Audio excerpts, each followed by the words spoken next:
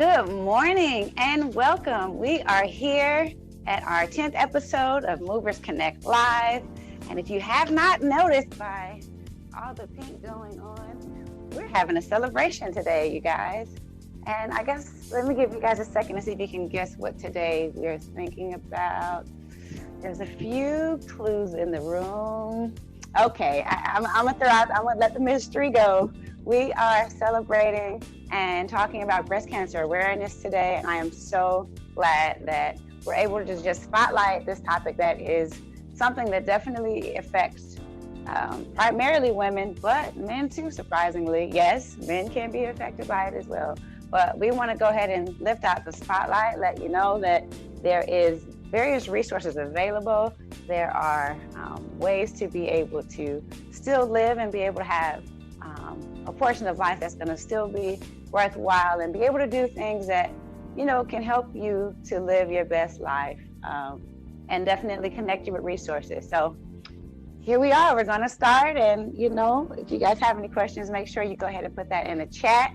And today, as always, we have a few spotlights, and I want to keep my spotlights according to what it is that we're talking about. And so the first spotlight that I'm going to share with you is one that is going to be helpful. Now, you know, we always do fruits and vegetables, but today I'm going to mix it up a little bit. Okay, so today we're going to talk about, for our spotlight, we're going to focus on nuts.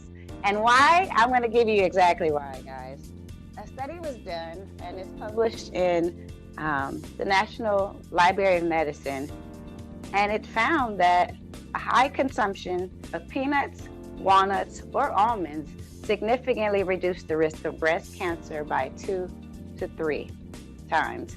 Now, that's something that, you know, I think we see nuts all the time. You know, every once and again, you may grab one, or, you know, you may find some in trail mix, you may find some in your cereals, or that kind of thing. But it also says that it found that it has a protective effect that was not found with lower or moderate seed consumption when compared to no consumption. And what basically that means is they usually do with these type of experiments, they'll have different groups that don't have any consumption, they have groups that have moderate, they have mild, and that way they're able to send them through the same processes, give them regular amounts, and then at the end of it, you can look at it and see that there's been an effect taken. And so that's it, guys. Make sure that you get some more nuts in your life, if for no other reason than to help to reduce your risk. And that's some things that we can control. There's some things we can't control in life, and there's some things that we can. And so they taste pretty good. I bought some smokehouse almonds. Now, those aren't going to be as good as the raw ones, I understand, but that definitely beats, if you're looking for snacks that are going to be helpful and will benefit you, why not grab something that's going to be helpful towards the cause? So that's a spotlight for today when it comes to eating. And the thought spotlight we're going to talk about today, what I think is appropriate, is fight on. Like, I don't know if you got a particular stance, you know, you're into boxing, be an advocate, ask questions, and that is definitely part of the show. So without any further ado,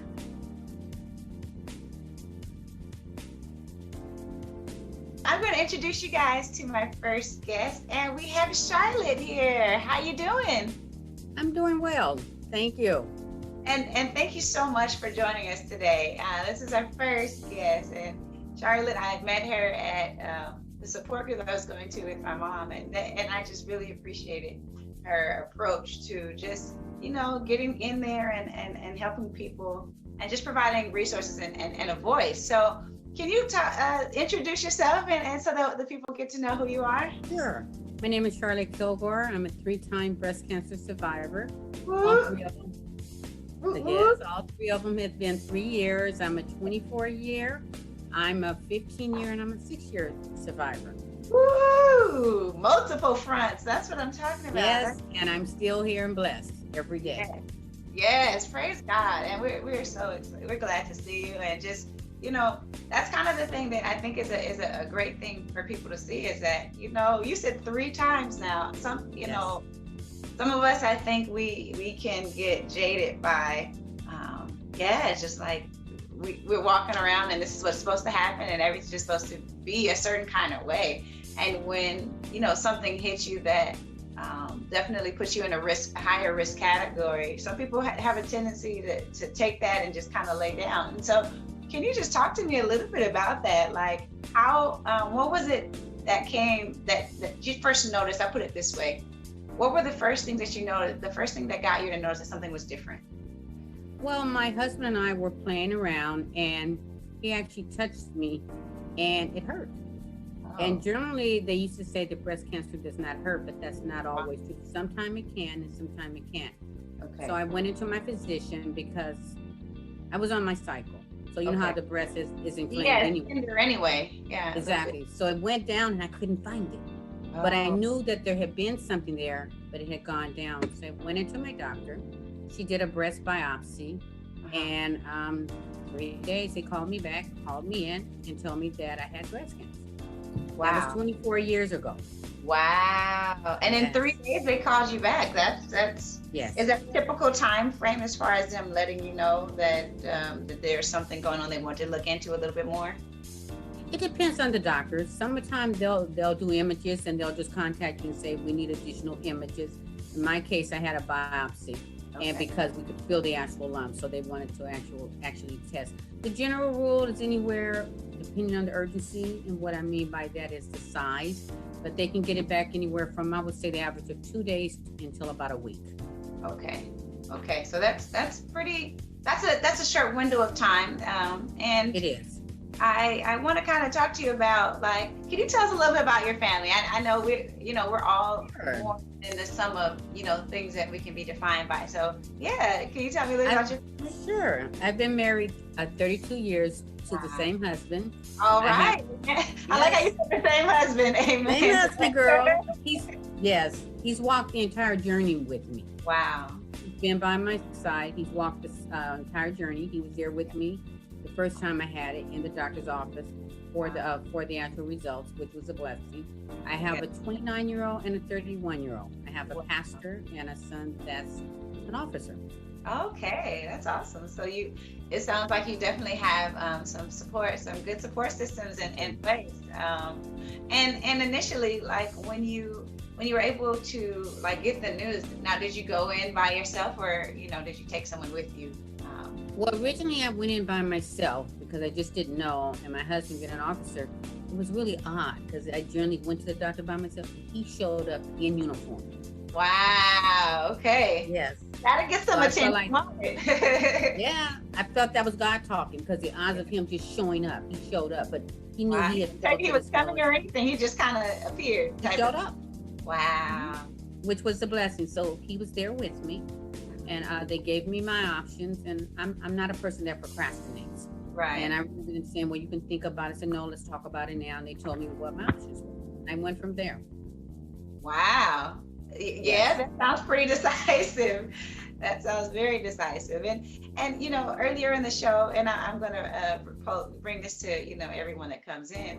In the beginning, when I was doing my spotlight, and I talked about I talked about eating nuts. Were you aware nuts did that and they were helpful? And I eat them. I eat nuts every day. It's part of my everyday, just for overall health. Breast cancer, but as well as overall health, the heart, and so on. And I do. That's I was aware of that. So I do eat them on a regular basis. That's awesome. Look, all the help that we can get now, it's definitely going to make a difference. And then also the spotlight thought was to fight on. And can you talk a little bit about just having that kind of spirit of don't quit and just going forward? Like, does that really make a difference? Oh, yes. I tell people, you die to live, or you live to die. It's all about your attitude. And I'm a person, it's not over till it's over. And God gave man the mind to learn medicine. So don't be afraid, because the thing that I find out early is everything. Yes. But if you end up with that fear and you don't show up, and it has a tendency of getting worse, and it's more harmful to you. And then education is everything. A lack of education is fear. Yes. So I always say jump in it. And the difference between now and 24 years ago, we didn't have support groups. We didn't have the internet with all of the information. Now it's everywhere. You turn on TV, you hear about it, but early is everything. And I want to say this, no matter what stage you are, because there's a stage 0 to 4. Yes. And a lot of women, they have an internal fear that they feel like, oh, it's large and maybe I'm a 3 or 4. I have women that are stage 4 that have been living 18 years plus. So it does not mean that it is a death sentence. But early is everything. Don't be afraid. And I'm a witness to that. Your perception is everything. The medicine is going to do what it has to do, but you have to do your part in order to help. Like you mentioned, the nuts. It's the nutrients. It's the water. It's the rest. Yes. Do your part. And I don't know. Attitude is everything. I always look at the glass half full. I never look at it half empty. That's right. I never look at what I don't have. I look at what I do have. And it keeps me going. I feel, it's been a gift to me. Me getting cancer, because it's allowed me to put my life and my thoughts into perspective. Wow. That's a wonderful thing. And just having that paradigm shift, I think that's magical. You know what I mean? Because like you said, I think, sometimes when we look at a glass, like a glass is going to be a glass, it's going to be water in it one way or the other. But if you choose to see things half full, you begin to open up your eyes to other opportunities that you may not have noticed, because you walk around, oh, the sky is falling,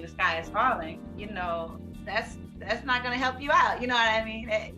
Things happen, and especially in this climate where so much negativity going on, my goodness, if you focus on the darkness in the corners and the darkness that's around, I don't know how long you'd last, you know what I mean? And so that's a beautiful thing to be able to, well, one thing I've learned in this journey is that, you're going to hear the negative, hear it from people.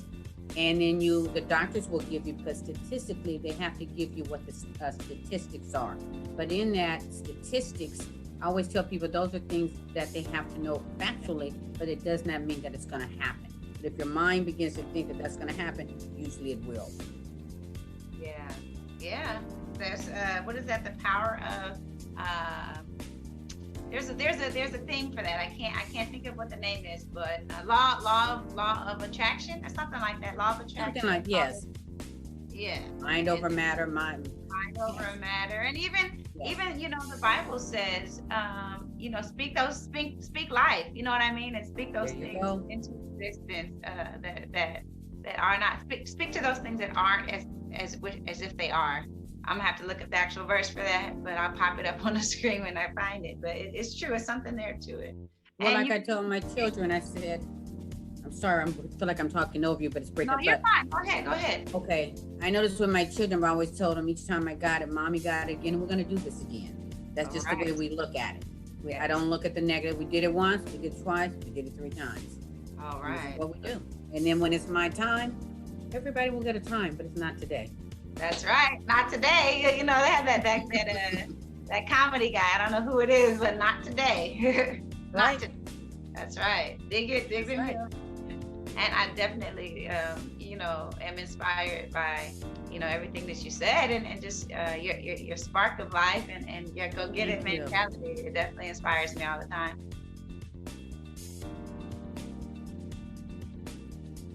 I'll introduce you to my next guest. And we have Mary Vic here. Mary Vic, how are you today? Good morning. How are you? I'm awesome. Mary Vic, can you tell me a little bit about yourself? Well, I'm just turned 54 years old. Hey, cannot tell. Wonderful. And it's great to be here. And I'm not married, don't have any kids, but I do have a dog. You do? What's your dog's name? Eryn Levi. All right. Is that one name or that the first and second? First name and second name. All right, go ahead and have first 2 names. Go ahead, dog. Yes, Siberian Husky. Ooh. But I'm actually, I didn't realize it that, you never thought you could get breast cancer. But in 2010, like I said, I was somewhere and I didn't realize that I had a painful, excruciating painful pain in my left breast. And I didn't realize it. That was in the month of October 2010. Wow. So the scary part was just a week before my birthday.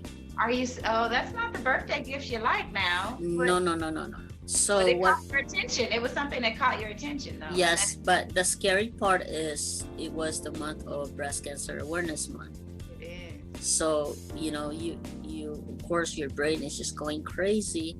And so I decided to go to a doctor, and they took an AKG and everything else, and then following month they took I would say biopsy, mammogram, then biopsy, and the result of the biopsy, the biopsy was in December 2010, so I had to wait for at least a couple of weeks the result of that, because it's on a holiday.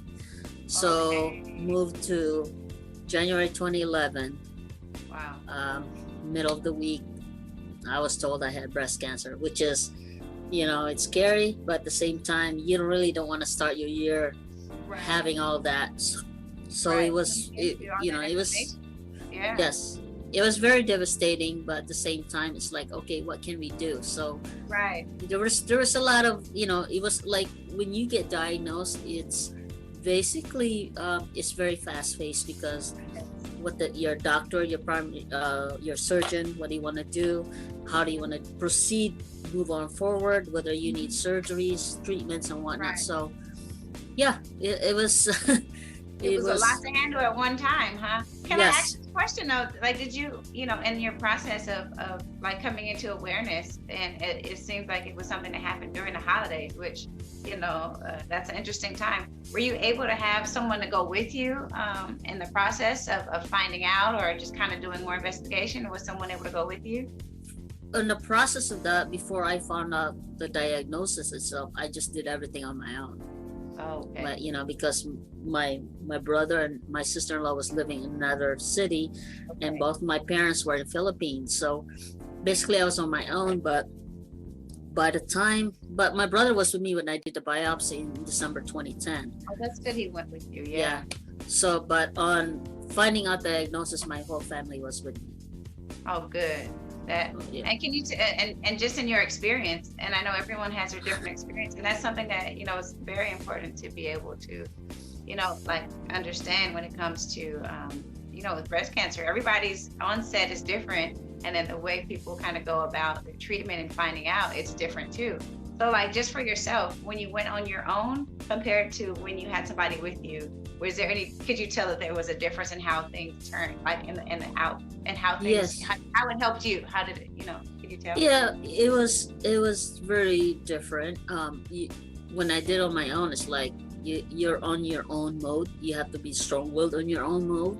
So I was on that beast mode type of mindset. I was like, okay, you got to do this. You can't have no crying situation and everything, because you're on your own. You have to be the lioness of everything of that. But when you have somebody else, it's different, because now there's somebody that you can lay your head on as a pillow. So there's that comfort zone, there's that love and the compassion there. Versus when you're on, because when you're on your own, you can't really have any disturbance from the outside. You're in that inside mode where, okay, what I need to do this, I need to ask questions. So you can't miss any questions at all. So but versus when you have somebody, but it felt good to have somebody with me, and then with the process, the surgery and everything. So because obviously you have to have somebody with you to drive you home, so, or just for any general purposes of maybe they need to relay some more information, and they can help you there. Can I ask you this? I'm going to get into like a little bit of a treatment aspect of it a little bit later. But what I want to ask you is, having gone through it on two different sides, where you had initially by yourself, and then you had someone to come in a little bit later. When you went in by yourself, and I mean, this is looking in hindsight, but what would be something that you can tell us that would be helpful for those, individuals who may be in the same situation where they don't have somebody that can be with them? What are a few tips that you can give them that can help them to better be able to handle the situation? I don't know, taking a tape recorder, or like, what are some tips that you think would be helpful? First and foremost is the positivity in your mind, that optimism. I do know that it's easier said than done. We all have been there. But you just have to force yourself in that beast mode type of mindset, because when you're by yourself, and then you become that a little bit of just on the downside of it, you can't think. Right. You lose your questions to your doctor, And so you have to have that, type of, like a sort of a military type of mode mindset. Right. Because if you don't, you lose the sight of what were you there in for to begin with. Right. So, and it does help. And I don't know, I can't explain it to you how I did it, because I just went into that mode. I can't even explain it to you. I just attacked it. You cut it all out, huh? You kind of cut it out and kind of went for it. Were you taking notes? No, I didn't take notes. I just asked questions like boom, boom, boom, basically. And I know everybody's different, but I went in a different route. And because I knew that I was on my own. But it, like I said, once I found out my diagnosis, because my mom came back from Philippines, and then she was able to help there, my brother and my sister-in-law. So I felt it's like it felt better. Good. Yeah, that's awesome. And if you heard the 2 spotlights that I had, I talked about the value of eating nuts. And so, do you eat a lot of nuts yourself? And were you aware of those things? Yes, my favorite is the raw roasted almond. Unsalted. Almonds are good. Yeah, and sometimes I eat that every day, but more or less, like sometimes if I eat ice cream, I just grind it and sprinkle a little bit in the ice cream. Hey, you got to treat yourself now, and it's been hot sometimes. So I'll tell you this: when I was in college, I actually worked at an ice cream parlor for the 4 years I was in college. So wow, so it's kind of funny. I love ice cream, but like I don't have the same. I guess in seeing it so often, having a scoop all day, it's like it doesn't bring me excitement as it used to when you're a kid. You get excited about ice cream, but I still love it. But yes, sprinkle some almonds on there, brings some walnuts, almonds, whichever. But the raw, I prefer the raw. But sometimes I buy it raw and then roast it. But if you can buy it in a grocery store like Trader Joe's or Sprouts or what have you, that's what I would just buy. And then I just have a grinder here at home, so I'll just grind it. That's awesome. I love it. Go ahead and get in that kitchen and do it. And then for the thought about just fight on. And can you talk to me about like just having that fight on spirit and what that has done and has helped you? How has that been something that you've been able to incorporate into your life? I think it makes you stronger. I do know that it humbles you actually, and you begin to not wonder, but you begin to basically become more aware of everything, and you end up helping others. Before you know it, you end up helping others.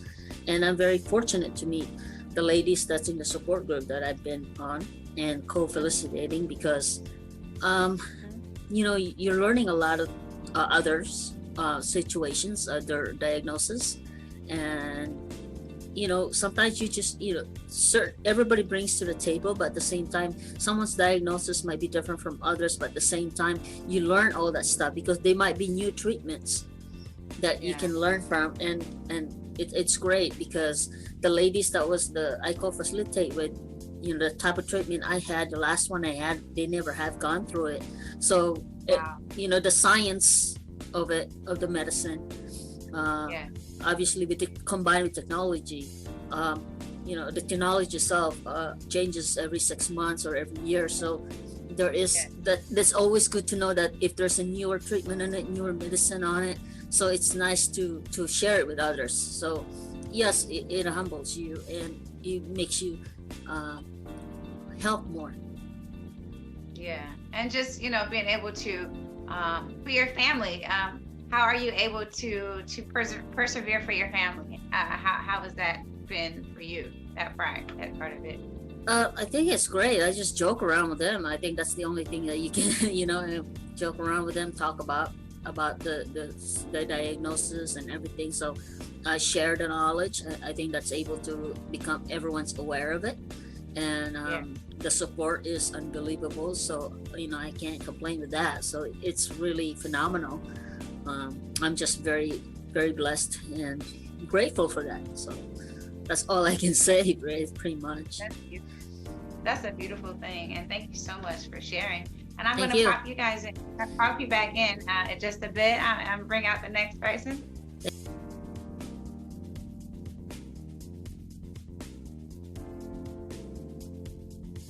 bring to you guys my third guest, and I'm going to introduce you to Patricia. Patricia, how you doing?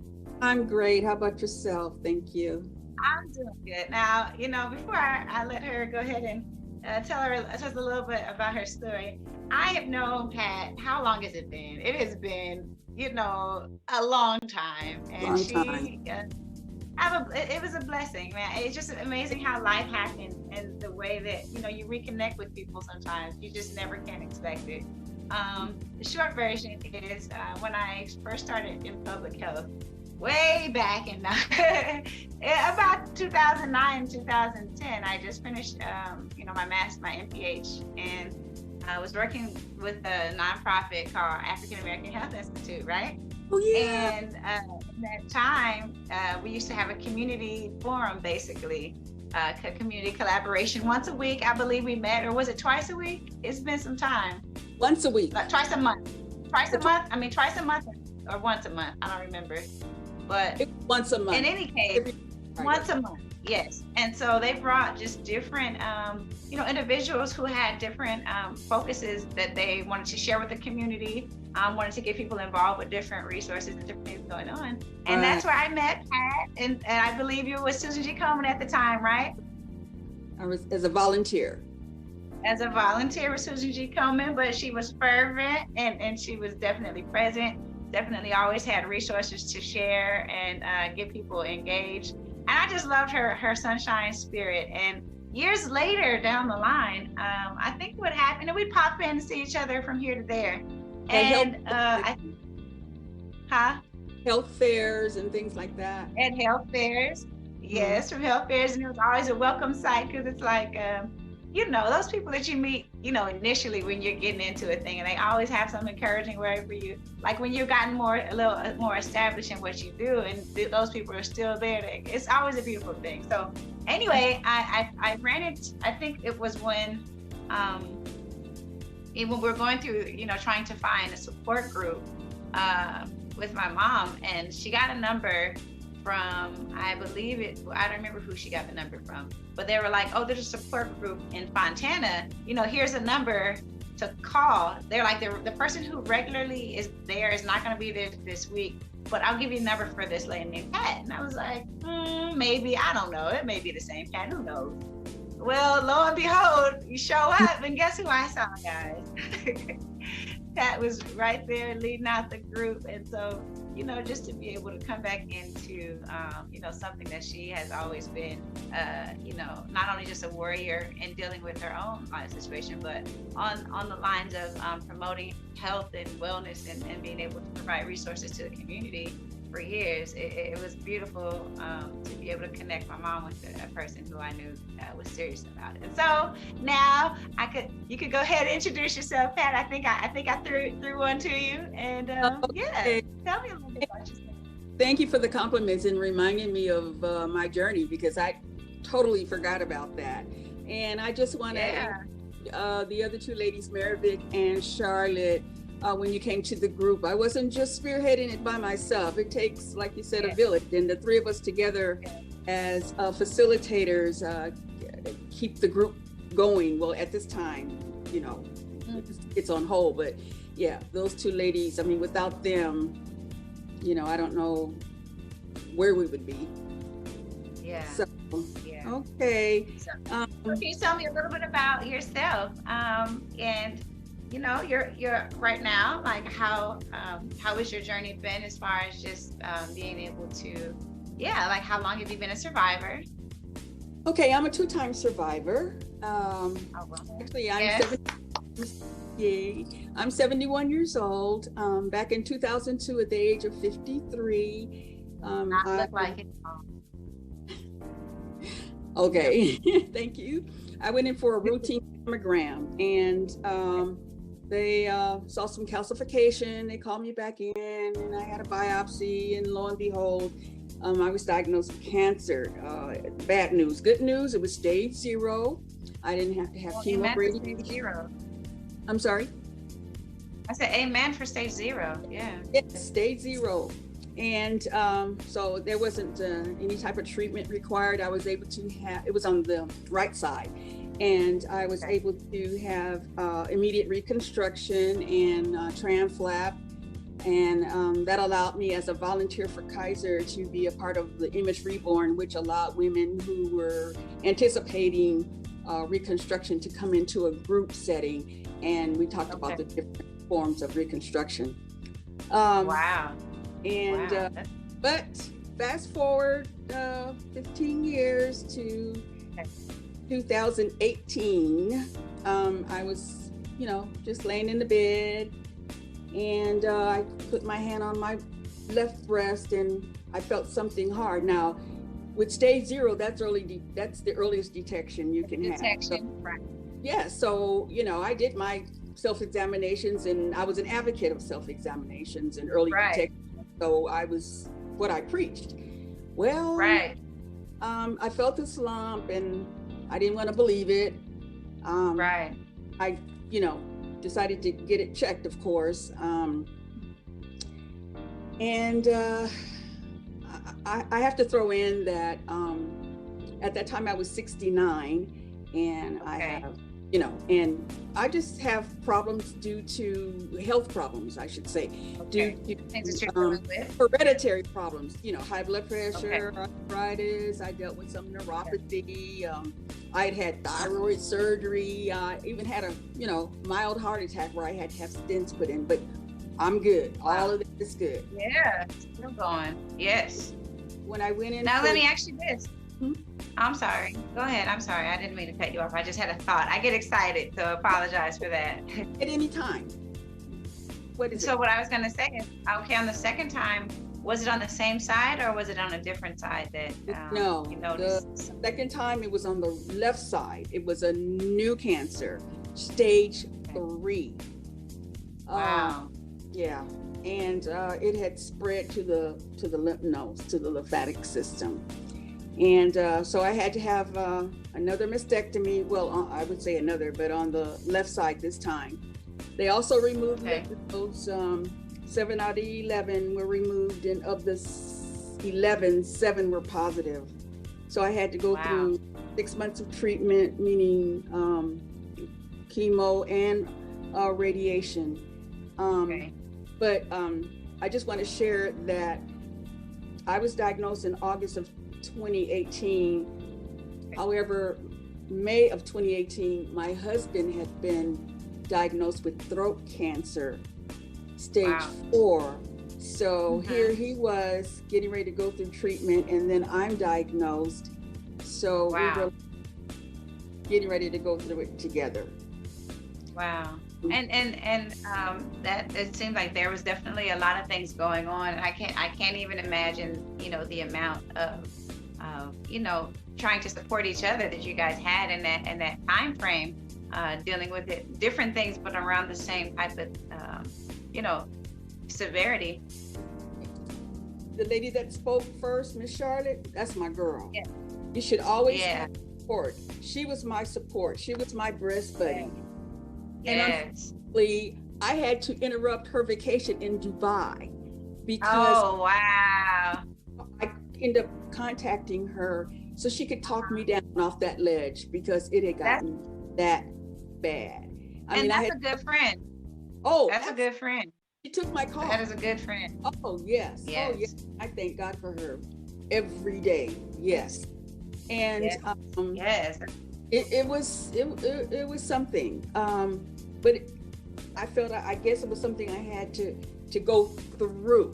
I mean, it just stagnant for a minute, but I was able to get through it.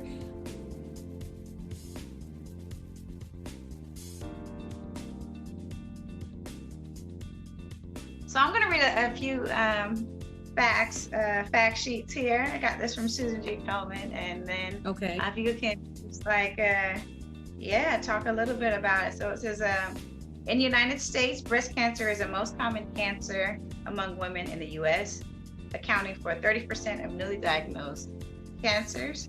Also, women in the U.S. have a 1 in 8 lifetime risk of being diagnosed with breast cancer.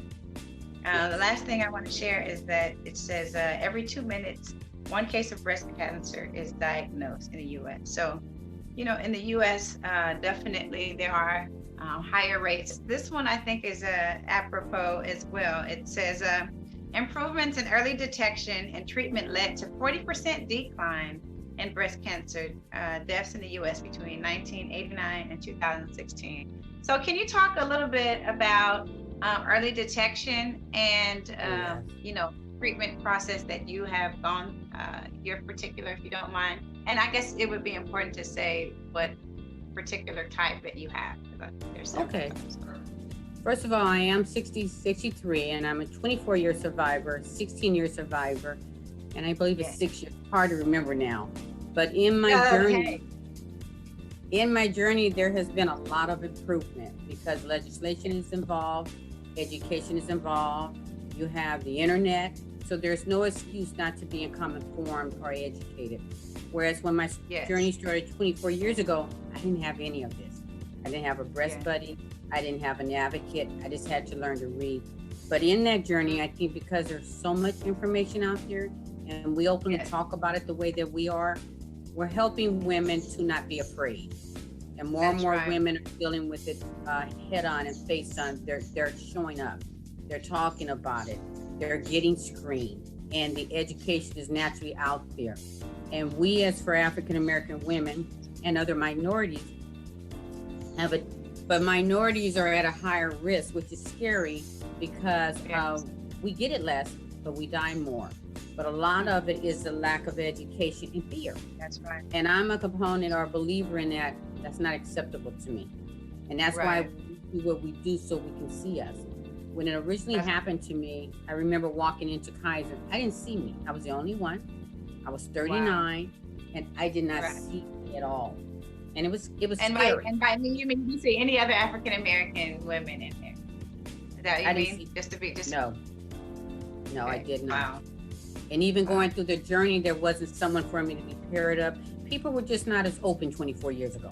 Now we're an open book, which is a good thing. And with that makes all the difference in the world.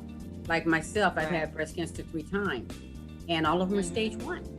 My reoccurrence is a stage 1B because I'm aware of it and I know what to look for. So that's very unusual unless you really pay attention to your body.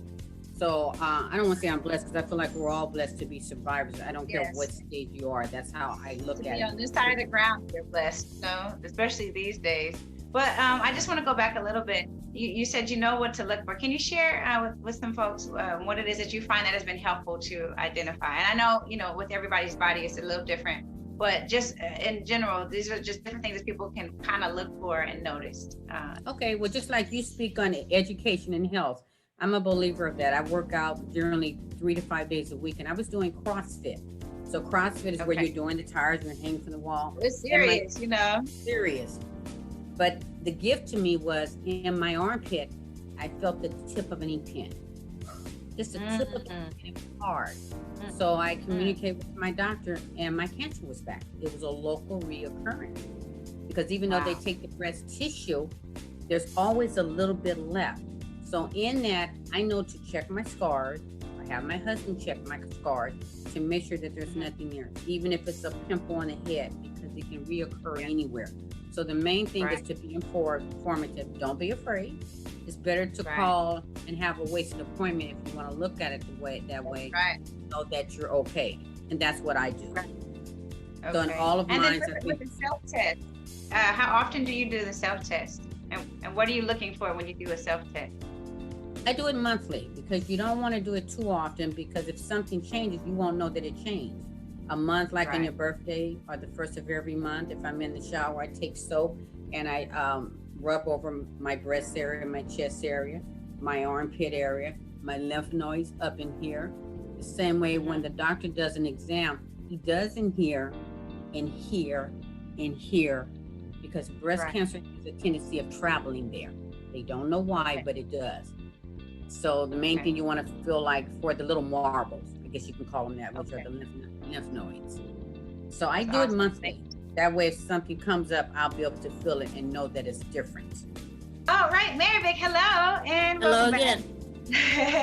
So I just want to ask you a few things when it comes to, some of the statistics we talked about, and just dealing with early detection. And can you talk a little bit about how you found early detection to be helpful in your situation? I didn't find mine as an early detection, more like when I found it when I started having the pain in my left breast. So that's how I know. But I learned a lot now, being in a support group and learning a lot doing research. But Okay. when I experienced the pain, I don't know what was going on in my mind. I knew it was something, Okay. so I had to go to doctors and whatnot. But from ever since that experience, the pain and everything else, and being in a support group, being a co-facilitator, I've learned a lot and doing a lot of research, talking to ladies. So it really helps a lot.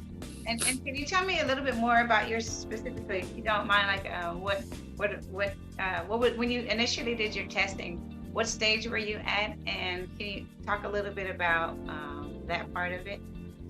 I was actually in a stage 2, but then after the my surgery and everything else is stage 2B. So when they couldn't really figure it out what stage to be put on until I had a surgery, and then after that it was I had 2 surgeries actually, and the second surgery I decided to take both breasts out because I don't know, it's not just a peace of mind. I figured, oh, why not, Right. and it was clear margin and what have you, and didn't have no problems. But I think the one thing I learned a lot is when your surgeon talked about whether you want to take 1 breast or 2 breasts and whatnot, one thing I learned was it's your prerogative whether you want taking both out. But I was just gung ho. I said, let's just do it, Yeah. and I didn't think about what would affect me emotionally, since women, of course, us women, your breast defines somehow. It's for you as a woman, but it didn't really bother me. So I decided to say, why not? But I think from then on, it just, I don't know, it just, I couldn't really explain it. I mean, if you ask me all that stuff, I couldn't explain it to you. I just went ahead and just, because once you get diagnosed, and whether your surgeon or the oncologist or your surgeon, whether you need surgery or not, it's like it's really a short step, but it's fast paced. Yeah. So it's really a fast pace. So you can't be like, can you give me 6 months? Can you give me 8 months? It's there because it depends on your cancer. It depends on the tumor, depending on what their findings, whether it's aggressive or not, whether the tumor is big or not. It depends on exactly the findings of their biopsy and everything else. So some women that I talked to, actually, they they have a hard time making the decision for them because they're scared.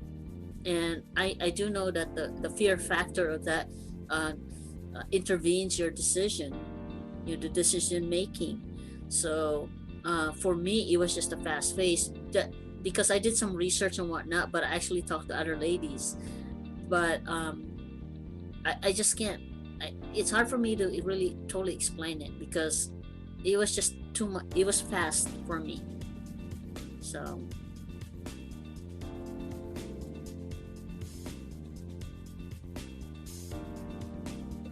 if I could just add one more thing to the mental health aspect, I did seek help. Okay.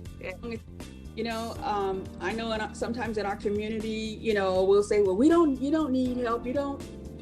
We're strong women. That's not Right. what we do. But, oh yes, that's something we need to do. So I went and I had a meeting with a psychiatrist, and we talked, and my husband Les went with me, and he seemed to have gotten more out of it than myself. But there you go. And then I was referred to another doctor who was able to, or is still helping me cope. Good. So when you feel like you need help, get help. Yes. There's no shame. That's No. right. Mhm.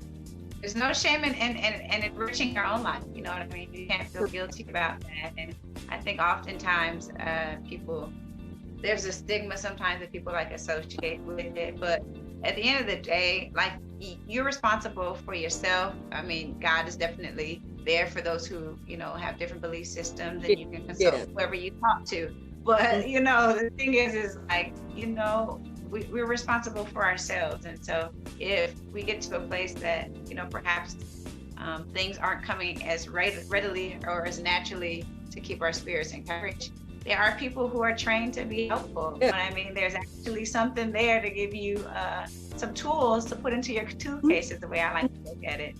And, you know, and just to throw it out too, I mean, I've been in public health for years, so there's some resources I've been made aware of, is that, you know, your insurance providers oftentimes will either provide you with, you know, access to free care or, you know, subsidized, you know, care to be able to see a mental health specialist. So definitely look them up. And in the age of virtual everything, we're Zooming all the time for everything, right? You can have a Zoom therapist too. So, you know, go ahead.